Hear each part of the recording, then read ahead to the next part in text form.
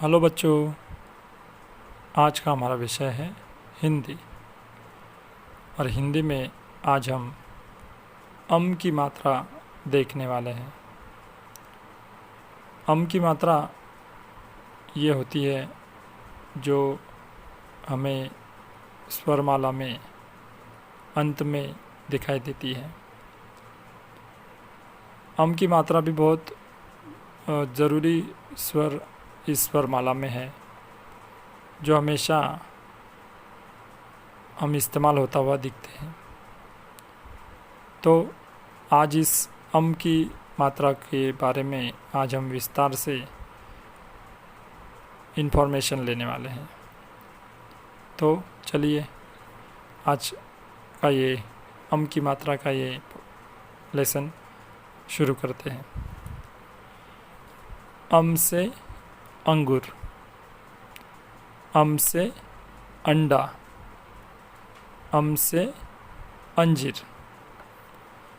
अम की मात्रा जब हम किसी व्यंजन में लगाते हैं तो उस व्यंजन का जो उच्चार होता है वो इस तरह होता है, जैसे क में अगर अम की मात्रा में लगा दी तो इसे कम कह सकते हैं। ह में लगा दी तो हम, पम, शम। इसे शन भी कहा जाता है, शन, कन, बन, झन, घन।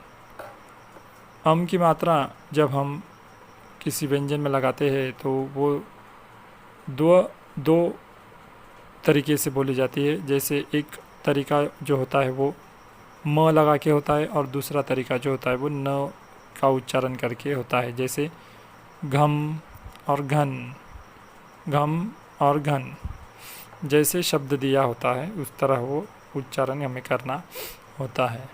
किसी भी व्यंजन में अगर अम की मात्रा लगती है तो उसके इस तरीके से दो तरीके से हम उच्चारण कर सकते हैं। जैसे यहाँ पे हमें दिया है हंस, तो यहाँ पे न का उच्चारण है हंस। जैसे ह में अम की मात्रा मिलाई है और उसके आगे स लिखा है तो वो हंस हो गया है, हंस। उसके बाद पंख, पंख, शंख, कंगा, बंदर, झंडा, घंटा, शंकर। इन सभी शब्दों में हमें अम की मात्रा का प्रयोग किया गया हमें दिख रहा है। और अम की मात्रा का प्रयोग करने के बाद शब्द इस तरह से पढ़े जाते हैं। आपको ऐसे ही कुछ अम की मात्रा लगाए हुए शब्द आपको ढूंढने हैं बुक में से, और ऐसे 10 शब्द आपको इस लेसन से जुड़े हुए आपको अपनी हिंदी की नोटबुक में लिखना है। और उसी के साथ साथ इस लेसन को भी आपको आपके नोटबुक में लिखना है। इस तरह से आज हमने अम की मात्रा और उसका उच्चार और वो किस तरह उच्चारण होता है वो हमने विस्तार से आज सीखा है। आपको इसे अच्छे से याद रखना है।